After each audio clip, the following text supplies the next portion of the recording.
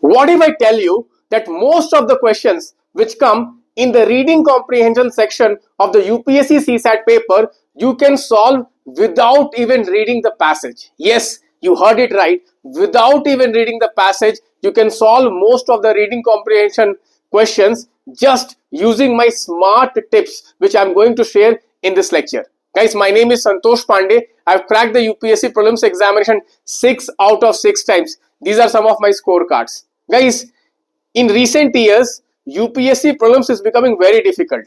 Particularly, guys, the difficulty level of the CSAT paper is increasing.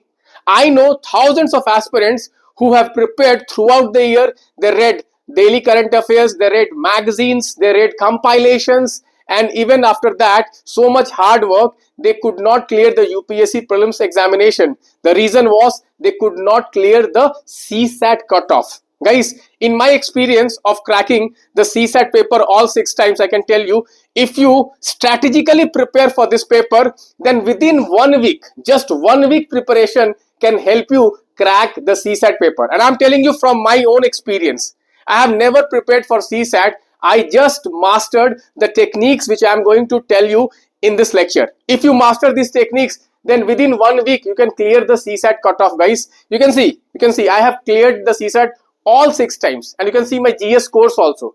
Guys, UPSC Prelims examination is not testing your knowledge. Let me tell you frankly, it's not only test of your knowledge, it is test of your smartness. It is test of your common sense. It is test of your logic. The problem with most of the aspirants, because they study so much, they study history, they study geography, they study polity, and they have a habit of memorizing everything, and in this what happens is that they stop using their common sense, they stop using the logic, guys. But in the prelims examination, let me tell you, the role of logic, the role of common sense is more important than your information, than your knowledge. Let me tell you frankly, you have to learn the art of elimination, and that is the only way you can crack the prelims examination, be it the GS paper 1 or be it the CSAT paper.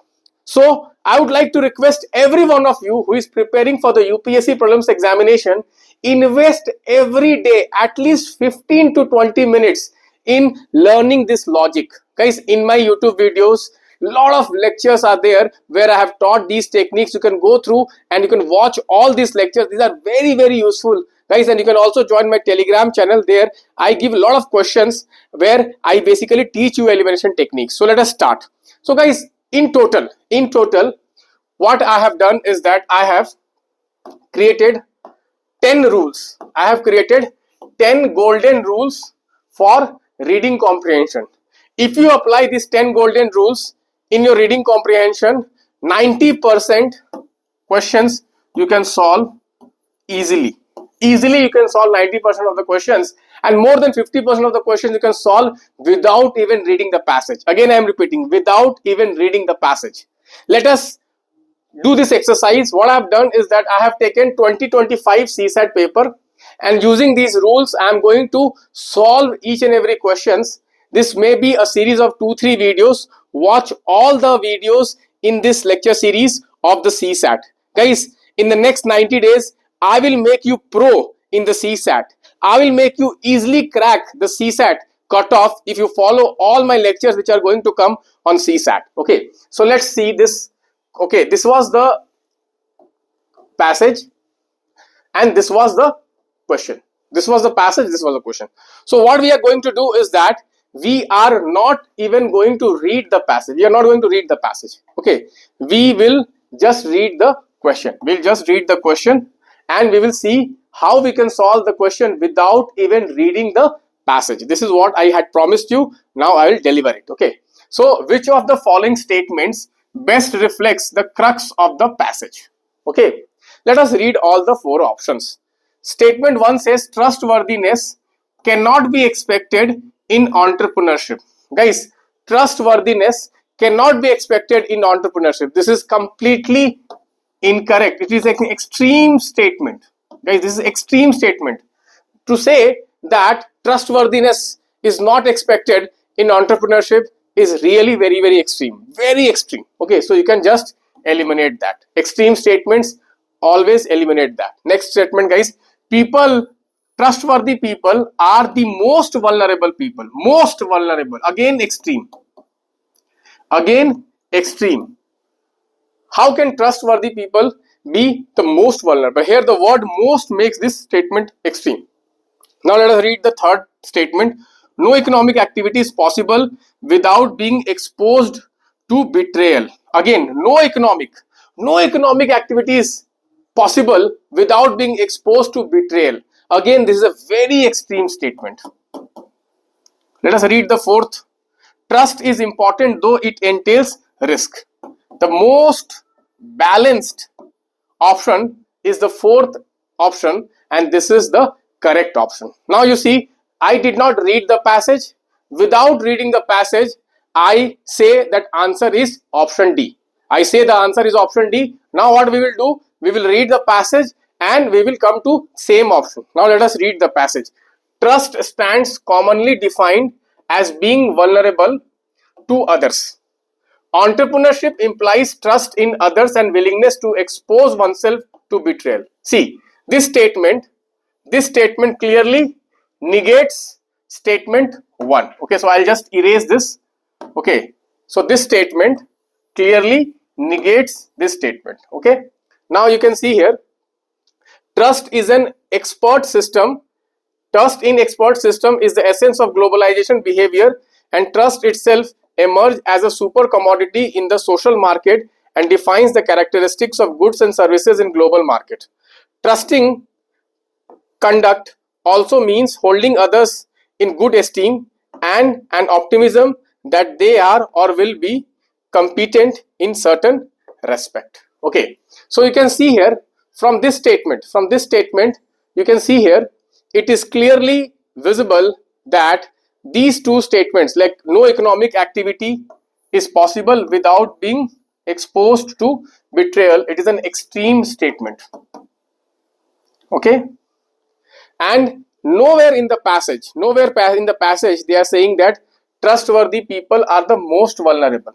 Okay, nowhere in the passage they are saying trustworthy people are the most vulnerable. The passage is about what? The passage is about trust and economy.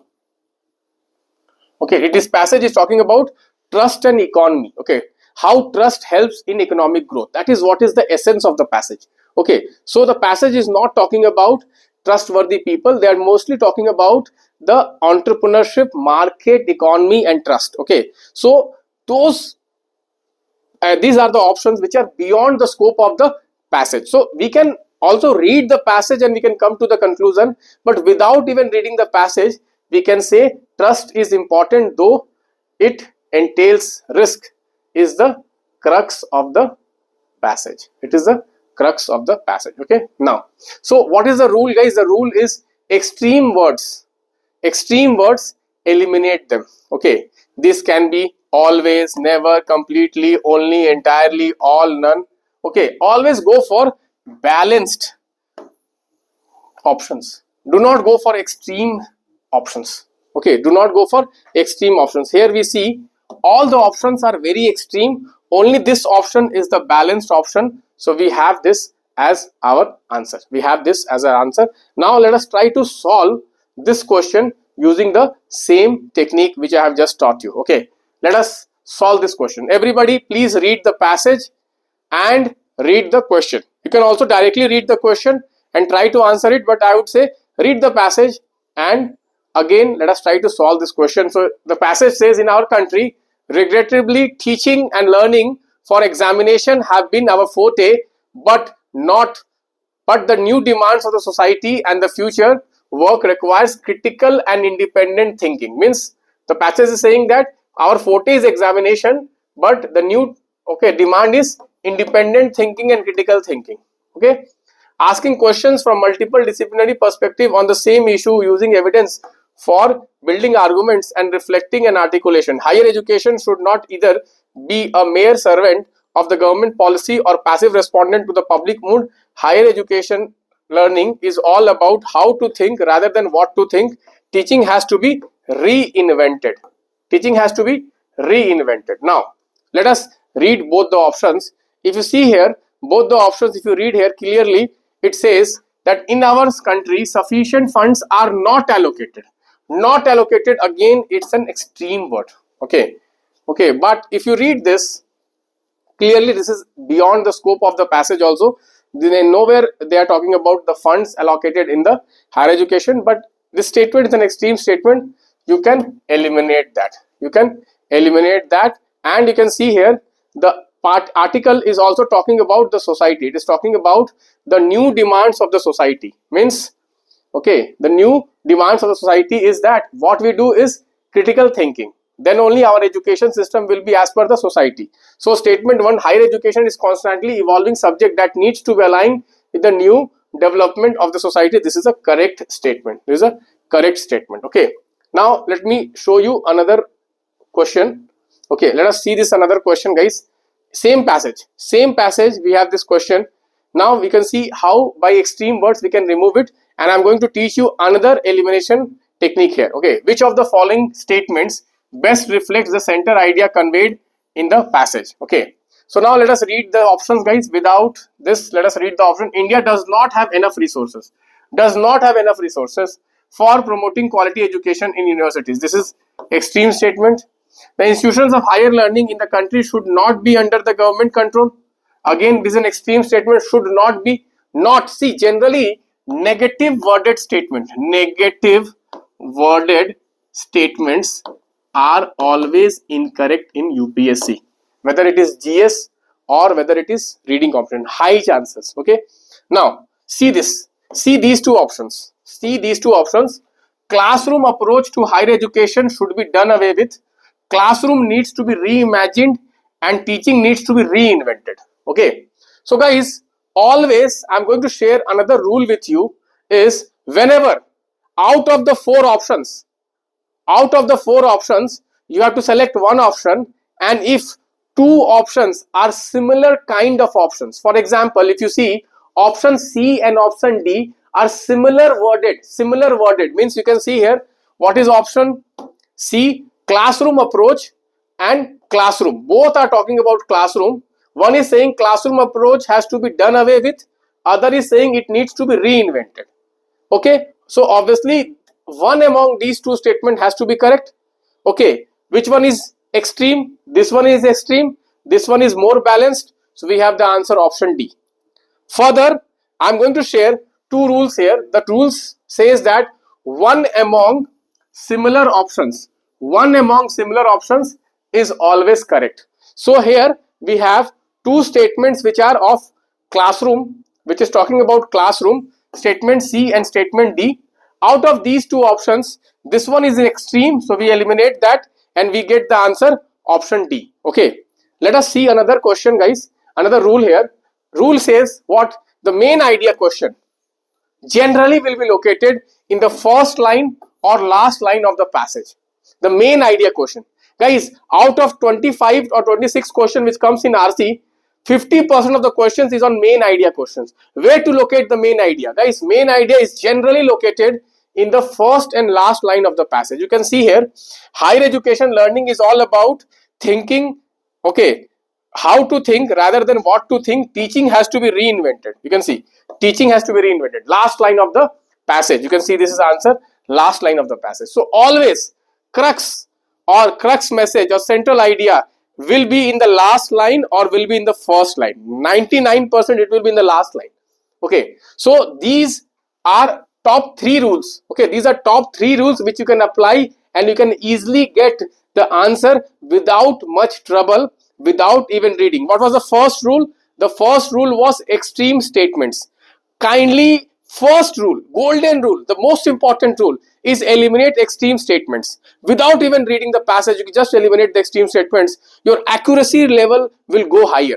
Okay, if you have this habit of identifying the extreme words. If you want me to make a list of all the extreme words in the last 15 years of the CSAT reading comprehension, let me know. I will make a separate video on all the extreme words which have been used in reading comprehension. The second rule is what? Two similar options.